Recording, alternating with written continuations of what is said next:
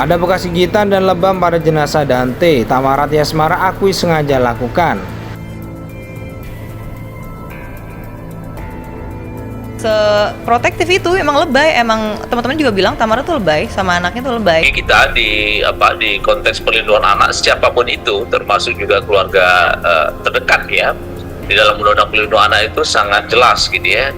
Bahkan hukumannya kalau memang jika ya kita tidak mendahului penyelidikan, ada keluarga terdekat yang juga ikut serta menjadi pelaku dari situasi atau kasus ini, maka hukumannya bisa ditambah sepertiga dari hukuman asal, jadi bisa maksimal gitu ya. Jadi kita melihat instrumen di undang-undang perlindungan anak itu sudah tersedia. Bagi kita di perlindungan anak, tentu ini menjadi pembelajaran yang berarti bagi kita, betapa kasus kekerasan terhadap anak adalah pelakunya adalah orang terdekat gitu ya. Udah heran juga kemarin yang ada di berita-berita itu, Tamara ngecek kolam dulu tuh Hamin berapa sebelum YA sama anaknya dan sama Dante itu berenang, itu Tamara kan datang dulu kan bersama YA untuk mengecek kondisi kolamnya seperti apa, karena memang Tamara segitunya sama anaknya. Bahkan pas Covid aja Tamara juga pernah sampai check in di hotel berdua sama Dante 2 bulan buat kayak emang isolasi aja mandiri karena takut Dante tertular atau gimana gitu. Aku bisa berenang, jadi saya bisa berenang. Kenapa kalian begitu? Kalian tuh nggak tahu ceritanya gimana, keadaannya sebenarnya tuh gimana. Dia udah terpukul, anak saya udah terpukul. Saya udah hancur, anak saya lebih hancur. Tolonglah. Oke, beli apa ya Bang? Beli apa ya? Aku udah kehilangan cucu. Kalau di sekolah itu kan guru kan ya cuma 1 gitu, mungkin guru cuma ada 3 tapi muridnya 10 gitu kan ya, dia takut. Nah ini karena orang yang dia percaya, makanya dia mau menitipkan gitu loh untuk berenang seperti biasa. Ya iyalah, emang netizen kan cuma bisa komentar yang hanya di depan layar doang, yang belakang layar kan mereka nggak tahu gitu loh.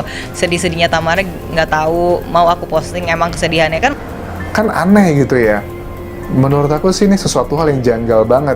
Dan dari keterangan ahli, orang yang bisa punya sertifikasi dalam mengajar les renang ini, menurut aku akan memberikan bantahan yang memberatkan untuk tersangka yang diduga melakukan aksi ini. Dugaannya adalah pembunuhan berencana, mengarah ke sana teman-teman.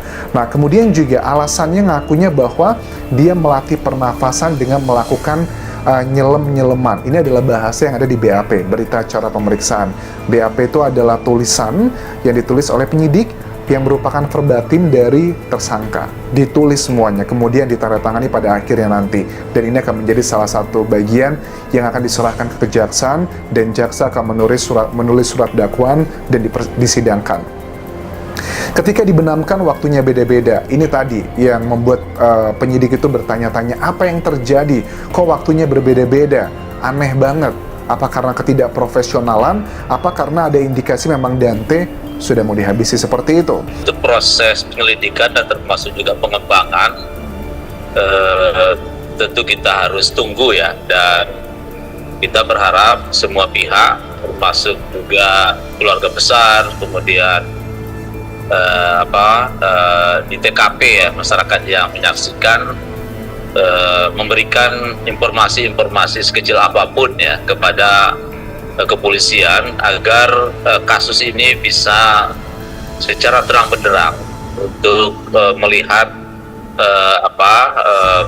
kalau memang ada para pihak yang lain ya ikut serta dalam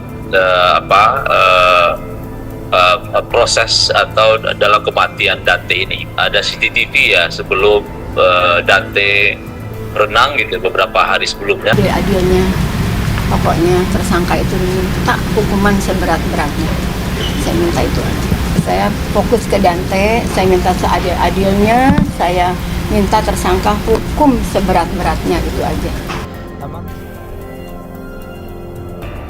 Tamara Tiasmara menjelaskan alasan mengapa ada bekas luka lebam dan bekas gigitan di tubuh Dante. Hal ini didapatkan setelah dilakukan proses ekshumasi atau pembongkaran makam anaknya. Diketahui Raden Adanti Khalif Pramudityo alias Dante meninggal dunia karena tenggelam di kolam renang di kawasan Jakarta Timur Sabtu 27 Januari 2024. Dante merupakan putra dari Tamara Tiasmara dan mantan suaminya DJ Angger Dimas. Ternyata sebelum dimakamkan ada kejanggalan di tubuh Dante, salah satunya luka lebam.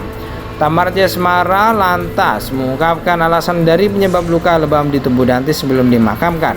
Ia mengatakan kalau ia sengaja menggigit hingga mencubit tubuh Dante ketika sudah berada di IGD. Hal itu ia lakukan agar putranya bangun dan sadar. Saat itu Tamara membangunkan saat anak dengan cara menggigit dan memukulinya. Hal itu meninggalkan bekas lebam di tangan Dante. Aku gigitin semuanya waktu Dante udah di IGD. Aku gigitin semuanya, sebadan aku cubit semua buat ada respon.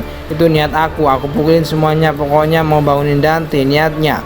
Ujas Tamara Tiasmara di tempat pemakaman umum Jeruk Purut, Jakarta Selatan, Selasa 6 Februari 2024. Tamara mengatakan anaknya itu sebenarnya sudah bisa renang karena les renang sejak bayi, sehingga ia sangat shock ketika tahu sang anak diduga tenggelam hingga akhirnya meninggal dunia. Dante les berenang dari bayi, cuma kita nggak tahu fisiknya seperti apa kemarin, makanya kita serahkan lagi ke pihak kepolisian untuk periksa semuanya, kata Tamara. Kendati begitu, Tamara kini menyerahkan kasus meninggalnya sang anak ke pihak kepolisian untuk diselidiki penyebabnya apa. Dia berharap adanya ekshumasi atau pembongkaran makam anaknya untuk proses autopsi bisa membuka penyebab sang anak meninggal dunia. Berharap pokoknya seadil-adilnya kebenarannya terungkap, ucap Tamara. Tamara Tiasmara menjelaskan alasan mengapa ada bekas luka lebam dan bekas gigitan di tubuh Dante. Hal ini didapatkan setelah dilakukan proses ekshumasi atau pembongkaran makam anaknya. Diketahui Raden Adanti Khalif Pramudityo alias Dante meninggal dunia karena tenggelam di kolam renang di kawasan Jakarta Timur Sabtu 27 Januari 2024. Dante merupakan putra dari Tamara Tiasmara dan mantan suaminya DJ Angger Dimas.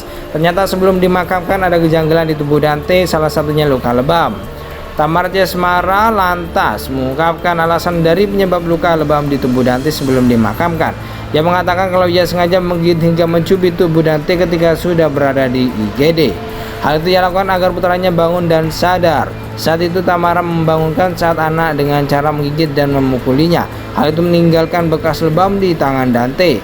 Aku gigitin semuanya waktu Dante udah di IGD. Aku gigitin semuanya, sebadan aku cubit semua buat ada respon. Itu niat aku pukulin semuanya, pokoknya mau bangunin Dante niatnya. Ujas Tamara Tiasmara di tempat pemakaman umum Jeruk Purut, Jakarta Selatan, Selasa 6 Februari 2024. Tamara mengatakan anaknya itu sebenarnya sudah bisa renang karena les renang sejak bayi, sehingga ia sangat shock ketika tahu sang anak diduga tenggelam hingga akhirnya meninggal dunia.